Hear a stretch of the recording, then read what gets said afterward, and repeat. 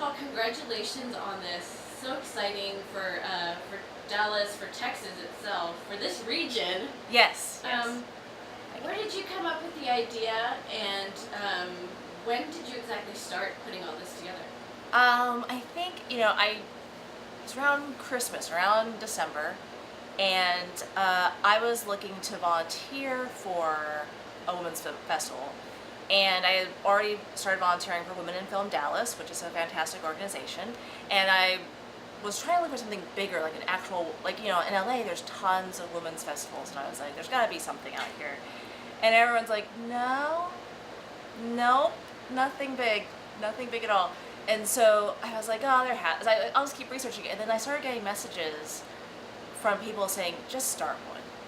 And I'm like, it's a lot of work. Are you sure? And they're like, just start one. Someone has to. And I just got a ton of people willing to help. And like from that point to now, it's been just this amazing amount of people, men and women, who are so willing to put in time and effort and energy and money in helping this come about. So I'm really excited because I feel like it really is a whole community coming together and helping us make it happen. So tell me a little bit about yourself and about your background, because you're actually a really interesting woman, and you're I feel like you're the type of person that, I mean, like they said, just start one. Like they can go to you because you seem like you know what to do. Yeah, I'm glad it looks that way. Thank you, because I'm actually fairly neurotic, so it's usually like, why does people think I can do this? And but it is true. I have always been someone who loves taking risks and taking chances and starting businesses and helping other people start businesses. So let's see. I was a struggling screenwriter back in the 90s and early thousands, and I started my own theater company and leased a theater in LA in 2002 to 2005. And that was when I really got to understand like how tough it is to get into the industry, period. Not just for women, but for everybody it's tough. If you're not born into it, it's a really difficult industry to get into. And so I had the theater, and a lot of us were pretty much like out-of-work writers and out-of-work actors who were like, I just need to be creative.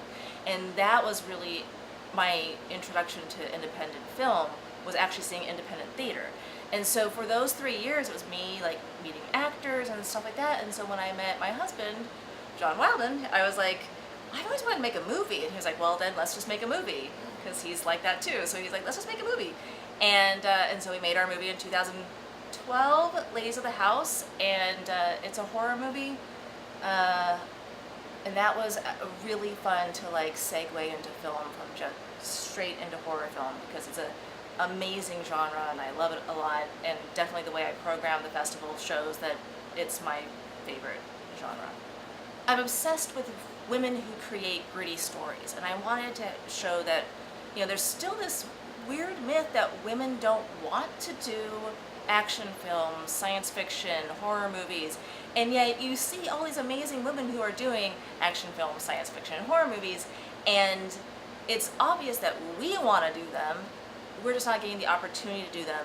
And some of us will, and some famous a lot of famous female directors say no because they can't handle the pressure of their career hinging, with the cards stacked against them, hinging on every film they create. So it is a very, I was actually just reading something that Rachel Talalay had blogged about, and she had done a speech about female directors, and she's someone who's been around since the 90s, creating Tank Girl, doing horror films, and then Doctor Who, and then Sherlock, and like she has this amazing repertoire, and yet to this day has the challenge of being a woman filmmaker.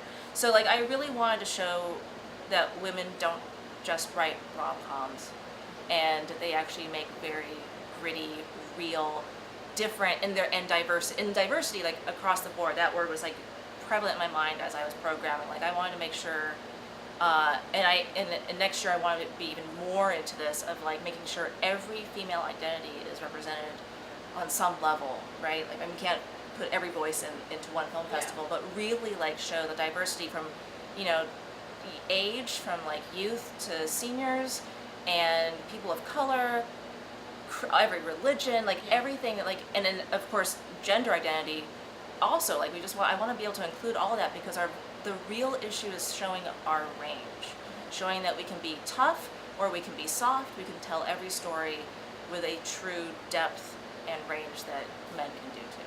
The opening night film is Girl Asleep, and it is so colorful, visually stunning, which is what really drew me to it, but it actually is also an amazing story as far as like someone who has been a teenage girl to actually like, it's a little more real in how our crushes work, how our friendships work, how mean girls really work, you know, and how being part of a crowd works.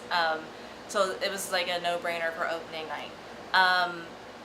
On the Farm is Rachel Talalay's film, and she has just gotten, she hasn't done a feature-length film for a while, so I was really excited that I got to be able to have this film in the festival. Like, I was just like floored that we could do this.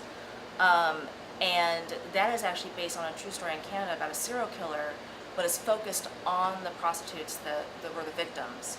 And it really goes into how this group was basically ignored by the justice system, and nobody cared really, and how people worked, including the victims, like basically the women around them, that said like, we have to fight this and make this stop. And so that is really showing sort of the challenges it is to be a woman of color, because it's an indigenous culture, like being in that environment and trying to survive. Toy is produced by women, which is fantastic, and it is about a photographer who falls in love with her model, and it is probably the most heartbreaking romantic drama I've ever seen. Like, totally heartbreaking. Love this movie. Ma is no dialogue. It's so hard to explain. Like, it's no dialogue. It's purely visual. It's choreographed because the director's there's a dancer. So it's fully choreographed. So it's this very visually stunning Virgin Mary road trip. So it's very modern, but it's taking symbolism from the Virgin Mary story. And without having dialogue, you are completely focused on the visual.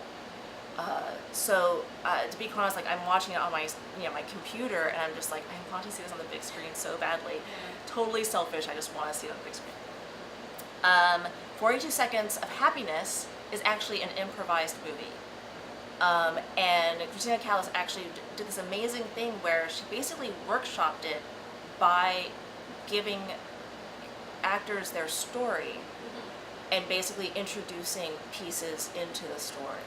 So it really was created by the actors too, which makes it probably the most fascinating actors movie, because you get to see how actors really create. And like, to me, even a scripted movie is created by actors. They do so much, but this was really a ensemble piece and an ensemble creation. So that's and she's going to be here, so it'd be great to see the Q&A to see how she did it and the challenges they had, because I have no idea how a production schedule works when you're improvising like that. Ms. Markley and Me is the closing night one, and it's actually a 45-minute documentary.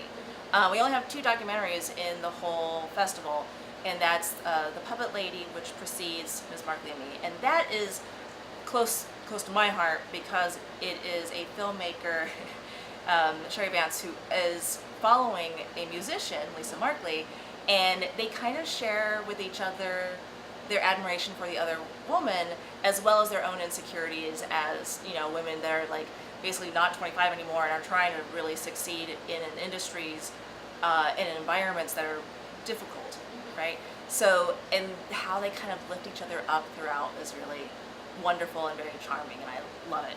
And that's going to actually have a musical performance from Lisa Markley afterwards, which will be great. And tell me about, why did you choose the Texas Theater as the location, or did it choose you? I mean, how did that happen? It spoke to me. I think a little bit of both. Like, I mean, I always knew of the Texas Theater, so I knew that before I even moved here. Brock Epstein is so amazing, and of course the Oak Cliff Film Festival is like the kind of program that I admire the most, because it's so risky and cool, and punk rock. There's something really cool about Oak Cliff. So like, I love the neighborhood. I love Texas theater. I love their programming year round. That's like a true cinephile's place haven here in Texas. Brock is so a fan of independent film and classic film that I couldn't help but want to be guided by him. And he's been actually just amazing to us, really great to us. Yeah. For people who want to perhaps like enter their films in it for next year, what is the criteria? What do you, obviously you have to be in a high position, a woman in a, not just... At least one position is filled: the director, writer, editor, DP, composer, producer, and actually high-end either executive producer. The producer is actually really part of the creative process. And a lot of people sent us a cover letter that said, like, this producer was really part of our creative process, and this is what they did. So I got to see how involved they were, which was kind of the criteria as far as producers. But it's only producers that were part of the film. And but they don't have to be like from Texas, right? It can No, be, because you no. have that one film's from Australia, right? Yeah, it's international. We have one from Germany, Australia. We have a short from Germany, and we definitely considered. There's a film from Turkey that almost got in. Like, there was a lot of foreign films that we were considering, and a lot from Canada. We did want to accept everyone, but strangely enough, coincidentally, a lot of Texas filmmakers are in this festival, and I hope to keep that going. Like, I really do like seeing the local filmmakers come in. So when you're programming, is it, since this was your first year, I assume that you had to go for some particular films, that it wasn't all people submitting, or how did that It was work for you? a lot of it was submitting. A lot of it was filmmakers reaching out to us, but yes, we also did have to go after other films and really research and get a lot of films that would definitely not have considered us part of their. We weren't on their map. So yeah, we definitely did a little bit of both, and yeah, I guess that's it. The shorts. I do want to talk about the shorts. We were actually. At first I was like, I don't want shorts. I don't like shorts. Forget shorts. Yeah, I really was Why like, don't you like shorts? I was like, who goes to a shorts? Yeah, I don't. And then I went to Oxford Film Festival, and I saw an experimental shorts block, which you would think is the hardest sell. Yeah. And I fell in love with every short film. And Melanie Addington over at Oxford does amazing shorts programming. And so I was like, oh, that's why people go to shorts. And I'm like, I'm gonna try the documentary shorts. And before I was like, who watches documentary shorts? Like, what information can you get from 15 minutes? Fell in love with documentary shorts. So I was like, oh my god, this has to happen. And so as the shorts were coming in, I was like, oh, but will I get like high quality shorts? Like, that's gonna be tough. And then I reached out to a lot of filmmakers, a lot of Facebook groups, and said, please submit. This. I want gritty. I want different range. I want what you think will never get into a film festival. Submit it. And it was like, there's The Lotus Gun, which is Amanda Milius's like a 30-minute science fiction apocalyptic film that basically feels like a feature film just crammed into 30 minutes. Like, it's just so stunning. And there's Penta, which is very mentally twisted and weird, and the ending like made me gasp. I never gasped the ending of shorts. And then the youth shorts block, which I was not planning on doing. There was just like so many short films that came in that were about being a teenager or being like, between 16 and 22. And some of them were made by very young filmmakers, and some of them were made by filmmakers in their 40s. But it was just something about, I guess, like, we so rarely see our coming of age stories done by us. Like, they're usually written and directed by men. Yes. So it's very strange. So like, to see women writing and directing coming of age, kind of, you're like, oh, it's so much more real. It's so much grittier. It's so much less about like, oh, I like a boy, and so much more about like really crazy foibles that we go through, that we all go through. And some are short films that are completely different. Like, there's one about a transgender prostitute in Pakistan. Like that's how far the range goes. It's from like a teenager having a crush to a prostitute in Pakistan. Like that's what's really amazing to see too, seeing how the range is. So that one I love. Yeah. Well, really excited about it. And tell us about when does it start? August 19th, 7 p.m. It's a Friday. That's Girl Asleep, preceded by the letter E, which is a very fun short, and ends Sunday evening at 7 p.m.